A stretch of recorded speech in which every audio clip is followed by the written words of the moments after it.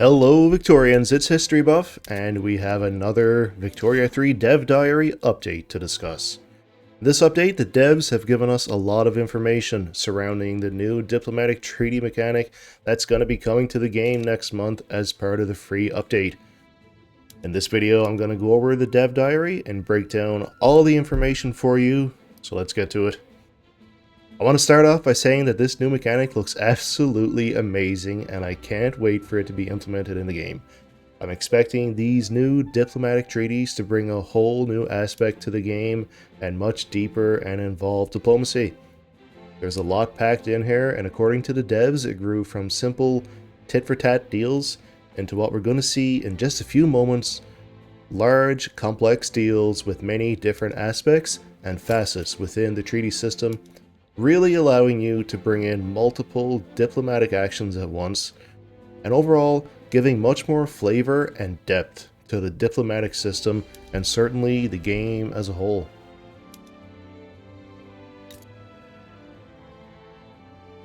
Obviously, these new treaties are a way for you to interact with countries diplomatically, and they are largely a natural evolution of the game's current diplomatic system. The big change or addition to the mechanic is that multiple propositions can now be made, and this will allow you to better balance or weigh diplomatic interactions. It seems like it's going to be a pretty simple system from the get-go. You just open the treaty draft panel, select the articles that you'd like to have included, and then send it. If both sides agree and sign the treaty, it will then remain in effect until one side withdraws from it. The devs also say that AI will be able to negotiate, and I certainly look forward to that. Again, seems like a good mechanic to have, and it's something that I would certainly expect to be part of this system. Hopefully though, the AI negotiation is polished by the time it gets to us and we don't end up with some crazy negotiations or crazy things happening. The devs do mention this, saying a big crux on a system like this is how the AI handles it. We want to make sure that you can't just scam the AI, but also that we feel that we are drafting clever treaties and making use of any advantages that you might have. So I think this is reasonable. Of course, we're going to have to wait and see just how this plays out, but the devs also say they want to feed into players' fantasies of being able to draft clearly unequal treaties with other countries, because maybe you're able to remind them that you have big boats and a big army next door, and that these are goals that they are keeping in mind while trying to balance the feature. So overall, there's good stuff here, but let's dive a little deeper and discuss articles, the core aspect which will actually define what the treaties do.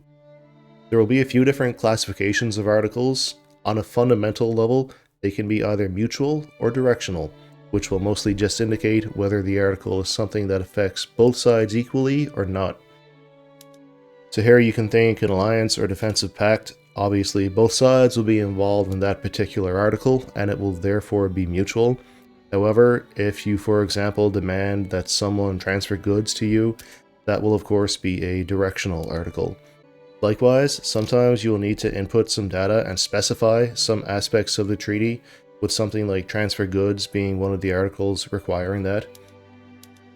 Many articles are going to be moved over from the diplomatic action mechanic, things like alliances, defensive pacts, state transfer, among others, which will then be removed from that mechanic, and the treaty system will now be the method of implementing one of those agreements or demands.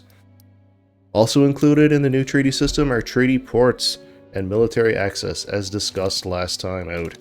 And if you'll have watched my video on that Dev Diary number 155, you'll know that a military access treaty was something that I was really hoping the devs would include in this new mechanic. Now this is all fine and dandy, but you're probably wondering just how do I end or get out of a treaty? Well, it's somewhat simple. You can go in and select a binding period for the treaty, as we can see here, and obviously you can just wait for that time period to end, or you can also just withdraw from the treaty if you want to. But beware, this will put you in breach of the treaty and you'll be subject to hefty penalties depending on the articles present in the treaty. Another option doesn't get you out of the treaty entirely, but you can renegotiate it. The existing articles will serve as the baseline treaty, but you will be able to add or subtract as you feel, just like negotiating a new treaty.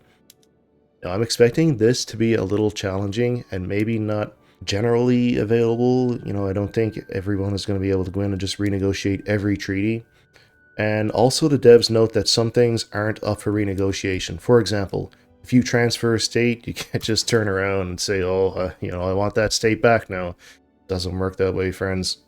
Also being implemented is a non-fulfillment mechanic, which will vary in range and intensity. Basically, if a country just isn't, for example, providing a transferred good, as we discussed earlier, the treaty will just be paused until the country starts transferring or is able to transfer those goods again. But if a country were to break a big agreement, like refusing the call of an ally, the treaty will just outright be broken. And of course, just like renegotiating, some things aren't non-fulfillable. Things like investment rights just happen. Obligations are somewhat similar to before, but they have changed a little though, and they are going to be included in the new treaty mechanic.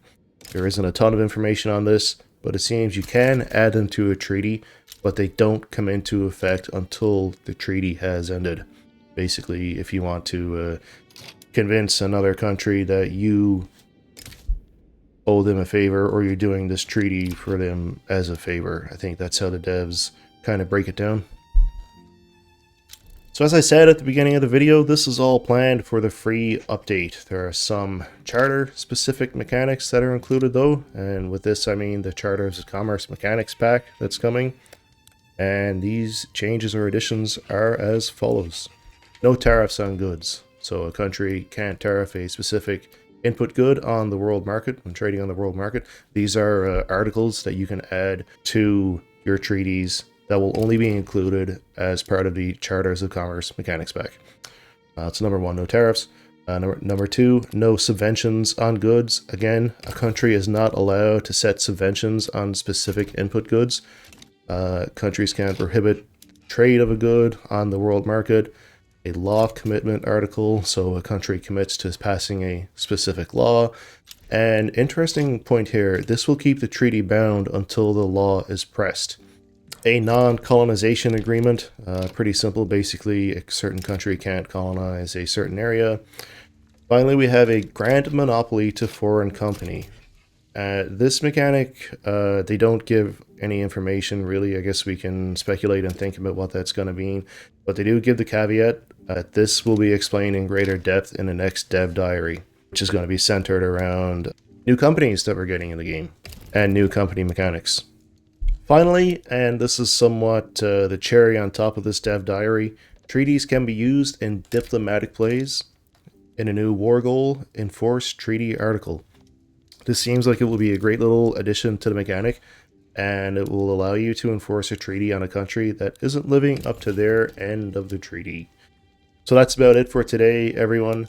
I hope you enjoyed the video and found it helpful, and if you did, a like and maybe a subscribe would actually go a long way in helping me focus and direct the type of videos I create.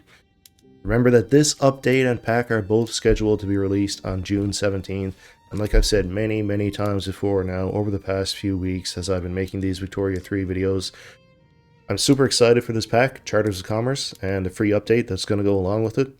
I think Victoria 3 is in a really good place right now, and I would highly recommend, if you're into grand strategy, Victoria 3 is a game I would definitely consider. That being said, thank you all for watching so much. I really appreciate it.